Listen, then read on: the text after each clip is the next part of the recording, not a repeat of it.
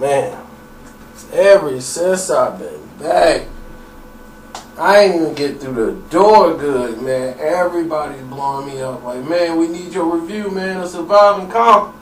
I was like, well, let me watch this Michel'le biopic now that they've made the final edit. And it's sure enough, they don't have the scenes in there. They have made some edits. Dre hitting his first baby mama's not in that anymore. They made the edit from her getting hit in the car when he rammed her head against the glass. That ain't in there no more. You know, it's a whole bunch of stuff that they made some edits to. But let's get into this Michel'le version of what happened. From looking at this, what can you take from it? What does this show you about Michel'le? Because even though with the edits and even though she's telling her version of it, you can tell right off the bat it's some bull. She's changing the personality and character of some of the people based on relationships she have with the people. Like Jerry Heller. She's making Jerry Heller to be this, I'm so concerned about you, Michel'le. Like you're a very intricate plot or part of Ruthless Records. Now, let's look at the facts. Jerry Heller managed Ruthless Records. Once she left and went to Death Row, Jerry Heller wasn't working with Michel'le anymore. Obviously. Michel'le, once she split up when Suge went to jail the second time, she was no longer bonded by Suge, and Suge couldn't really do nothing for her no more. She was on her own. Now there's no company, there's nothing for her. She's like, man, I'm screwed. What am I going to do now? So she goes back to Jerry Heller, who's the only person that helped her get her career going when she was out there on the road, and Jerry's doing this. So Jerry is one of the producers of this film. Even though he's gone and dead, Jerry was the one that helped put this together for Michel'le. So it's only right that she kisses up to Jerry Heller in this biopic. Jerry opened all the doors for all of this band, and he was the main part. Now, this girl was not very smart. That's what this tells you. If there's any lesson to be learned from this biopic, is that women, you have to be smart. And don't make the dumb mistakes this girl did. She did what like most women did, put up with stuff because she thought there's something at the end of the rainbow for me. But when you're not confident, when you're very weak, these are the things that happen. But she made it look like she was just this innocent, lost little lamb who just kept bouncing around and bouncing through, and she did nothing wrong, and they just all took advantage of her. Now, I don't condone men hitting women, but it happens, and it's a reality. It's an unfortunate reality, but it does happen. Do I believe Dr. Dre hit Michel'le? Absolutely. Do I believe he hit her as many times as she said? Absolutely. Do I believe Suge Knight hit Michel'le? No, I don't think Suge had to be there. I don't believe it.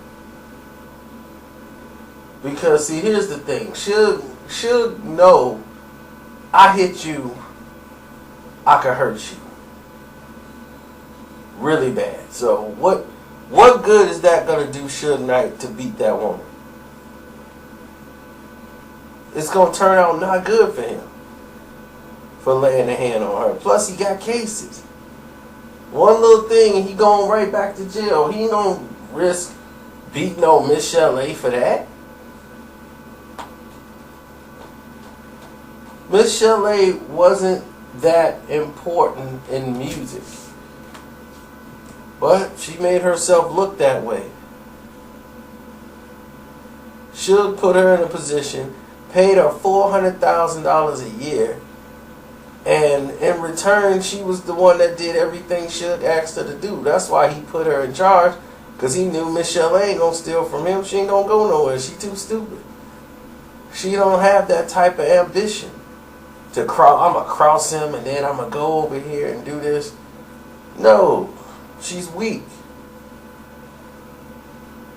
So let's look at the film, because I'm going into something entirely different, because she omitted a lot of things that happened involving the neglect of her own child.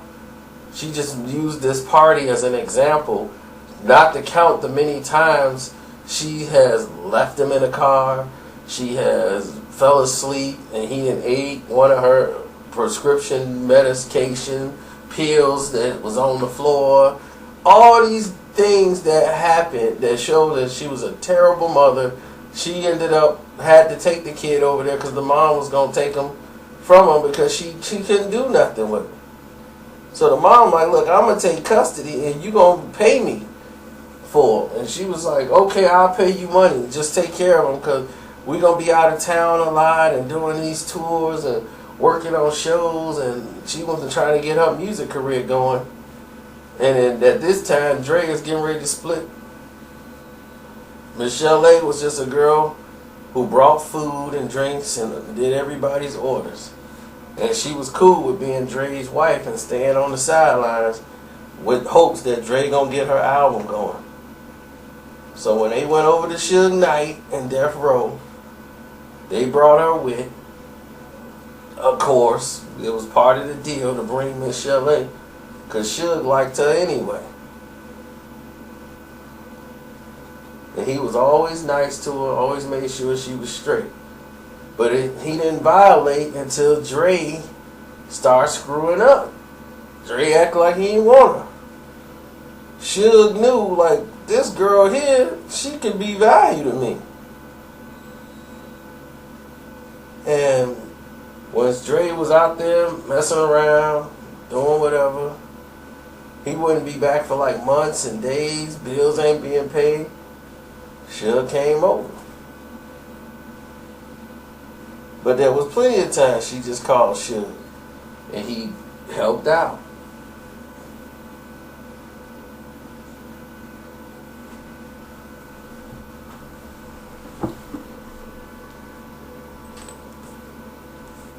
Listen, this story was so choppy, it was ridiculous. From the onset, they didn't have the approval for the music. I guess only Michel'le album they had approval for. But they couldn't use any of the Straight Outta Compton music. Nothing from like N.W.A.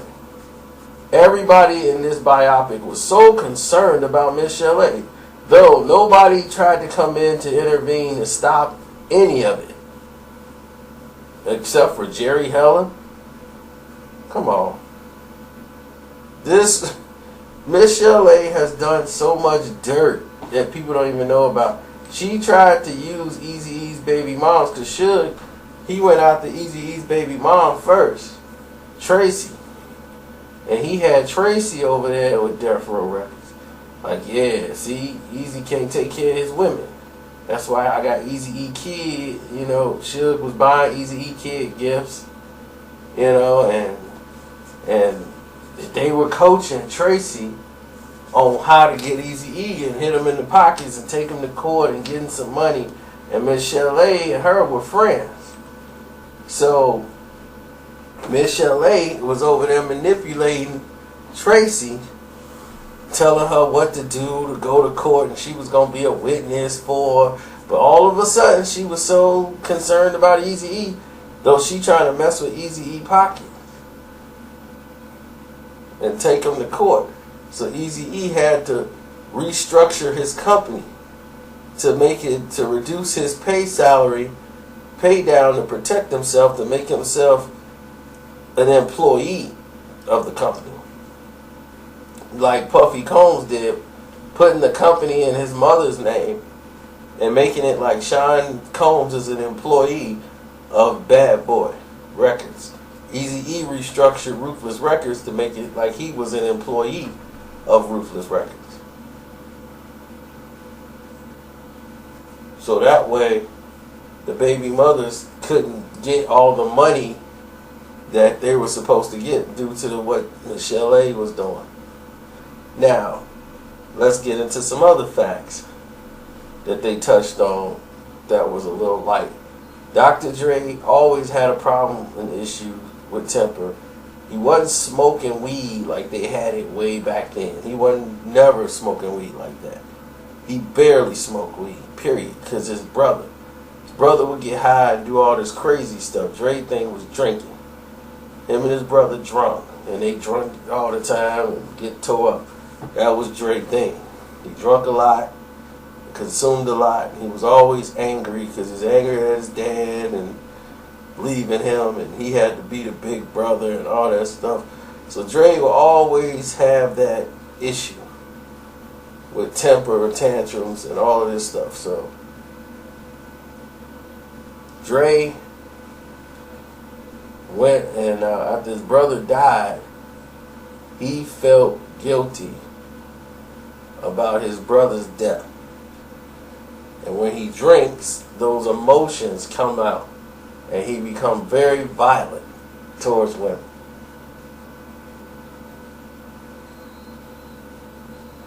All of the attacks that Dre had was while he was drunk. Every time Dre's drinking and get drunk, that's when the attacks would happen. Now, there's a ridiculous scene in this movie. One involving Tupac. Michel'le had a crush on Tupac. And by Michel'le having a crush on Tupac, and she would openly flirt with Tupac, and Tupac would be saying stuff back, joking, but he would never cross that line. Suge Knight has never, ever came in and told anybody at Death Row. Death Row did not start in 1995 or 1996. There is no way Suge Knight gonna go in there and tell Tupac Shakur to go change a hook on a song. That was insulting. If Pac and Suge had an argument, disagreement, it wasn't gonna be over no song or what was finna be released to the public and what song to choose. Suge do not interfere in the music. Suge don't say, hey man, on that second riff, I want you to hit that second line real hard. Alright, go ahead, punch it. Like he in the studio watching them record. That ain't what Suge do. Suge will probably hang out there, smoke some stogies and do his business stuff, but the music he lead to the artist. Suge ain't gonna be in there talking about some, yeah, I like that, but go back and re-record and then I want you to do this.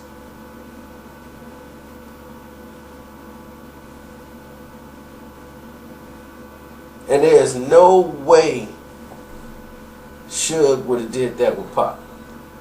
Pac argued with Suge like as an equal plenty of times. And it's documented. Even Buckshot told you that.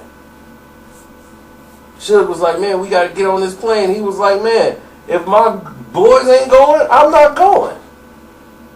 That's messed up. If all of us ain't flying, I'm not flying. They can get on the bus. No, if we all ain't flying, I'm not going. And Pac stayed there, was like, come on, man, we going to the crib. And Suge done flew, Pac didn't fly, he stayed. Now, why would Pac do that? Why would Pac stand up to Suge then if he gonna cower to Suge like that? Suge wouldn't even come at him like that. For her to put that in there to try to make Tupac look like he got punked out, in front of Michel'le, that was pitiful. That was completely pitiful. And no time would that happen. All she did was what Suge wanted. Suge used her because it's a smart business move because she's not too bright. He told her what the drop would be. She knew that, oh man, alright, he got a wife. She agreed because it was for money, finances, being secure. She's not used to working and paying bills and doing all that. Somebody's always done that for her. Somebody always come along and pay the bills for Michel'le. She ain't never seen the bills. So when the bills weren't getting paid, hey, something's wrong. Let me call Suge. Suge, what's going on? Bills need to be paid. We in the dark. We got no food in the house, no money for food. How you let that happen? You put yourself in a position where you depend on somebody else to bring the bread home and you have nothing for you and your child. So,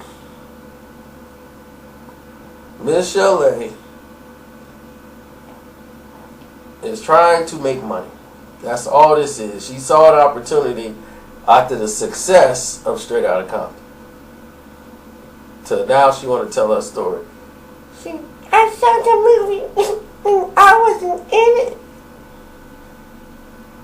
And I want to tell my story, so. JJ Fad wasn't in there. I don't see a JJ Fad movie. JJ Fad had the first album for Ruthless Records. The very first album. And they were a success. You don't hear JJ Fad's movie coming out.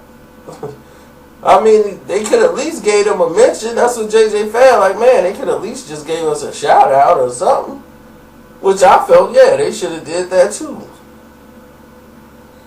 But you don't see the JJ Fad movie. JJ Fad, their true story. Well, Dr. Dre beat all us up. Yeah, I'm working on these beats. Give me that bar. No, man, this is crazy. That's why I tell you, this is all about money, and she's trying to use I was a battered woman.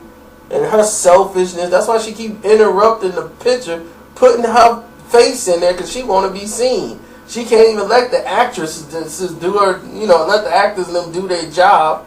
She got to be in the middle of it. She got to have her face on there.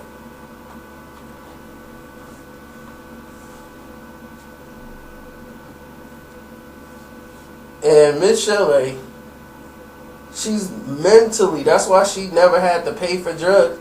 I never had to pay for any drugs. I got them all myself. Because she's mentally nuts. They diagnosed her as crazy. That's why she kept getting medication. And if you look at her today, you can tell she's kind of off. She don't seem all the way there. I know people probably say, well, maybe Dre's left hook, shook her up a little bit. And I'm not in favor of men beating women at all. I can't stand it. But Michel'le is the type of person that puts herself in a position to be hit when she knows she shouldn't be doing it. It's like, look, why would you do that when you know this man's going to hit you for it? And then it's like, why are you with this man? Don't be with him. You know how he is. But, like she said, she believed what she was taught young and all this stuff. And that does happen, too. You do see some people's aunties be, girl, don't throw away no good man over stuff like that, girl. You got a good man, you got a good job. They look at finances. And in the end, you be wishing that you taught them something different. Never let somebody beat on you and make you feel less than nothing. Because they have inner demons that they got to try to tackle. And in my hearts of hearts, I believe she went through every single beating that she said Dre gave to her.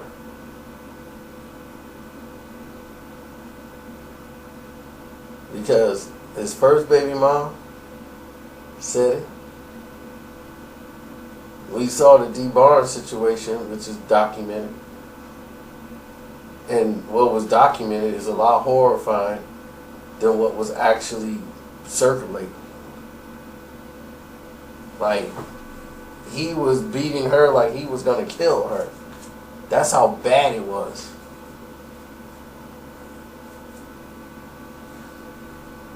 In that women's bathroom, just almost killing this woman. That's how bad his anger and temper was when he was drunk. And none of these people did anything but pacify it and try to clean it up.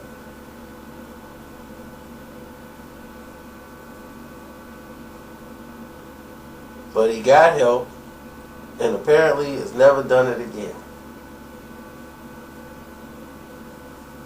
So, that's a blessing if that's the case. But as far as his legacy, this film has definitely tarnished it. Because it brought all his demons out to the light. And this is why Dre never wanted to do a movie and wouldn't sign off on Straight Outta Compton. This is why. He knew all this stuff was going to come up. And he wanted to keep it buried. And was trying to, he telling Q, nah, man, we don't need to do that. And Q was like, come on, man.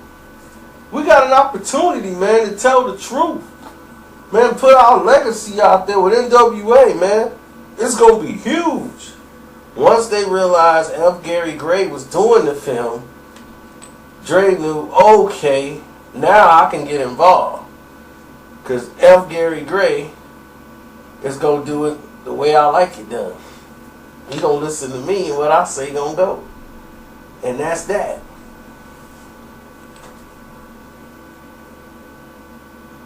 And so they told the film the way Dre wanted to tell it.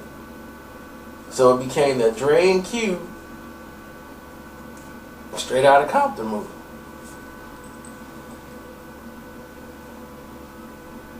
Now, do we need to see another N.W.A. movie? No. It's done. Let this saga be done. It's documented. Let it live. Did I find this movie entertaining? To a degree. The editing and the pacing of it is terrible. They cut from so many scenes to scenes that you're shocked. Like, man, you're going through years real fast. And you're like, you go from, you don't know where you are in the film. When you're watching it, you're like, okay, well, this is a party when, what year, or this thing's all over the place. And they cut it so fast, you don't know what's going on. It's like he hitting her for whatever the reason is. Then they cut and they go to another scene because they probably didn't have permission, but this is an intricate plot. So here they go, they talk about it for a little bit, and they cut again. Then they go to another scene. It's like this thing is just running in a big circle. This whole movie was like that. Running in a big circle.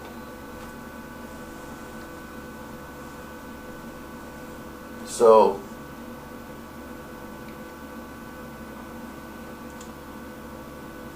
do I believe Suge signed her up for all the stuff that he did? Absolutely. Him and David Kenner set her up to look like to take the fall. She was getting paid in the movie, but they said $30,000 a month, which wasn't true. She was getting $400,000 a year plus security, plus her shopping, plus all this stuff she was buying for her grandma and all this stuff, and then she's running off telling her mother all this other business. Suge was trying to protect her because there was people out in the streets, and he needed her to run the affairs because he knew that he could trust her to do that. Because if you tell Michel'le what to do, she's going to do it. She was one of those loyal girls out of stupidity. And she'll tell her what to do, and she just don't do it. She didn't have to threaten to kill her son and all that stuff. That wasn't going to happen. All he had to do was tell Michel'le what to do, and she was going to do it. She was like, he was kind to me, so I was with him because I wanted to be. Because he can give me power and security and put me back where I belong. I'm like, oh my gosh. I'm just tired of Michel'le. And now she's gonna milk this thing like she's the savior sticking up for battered women. She's just, it's sickening.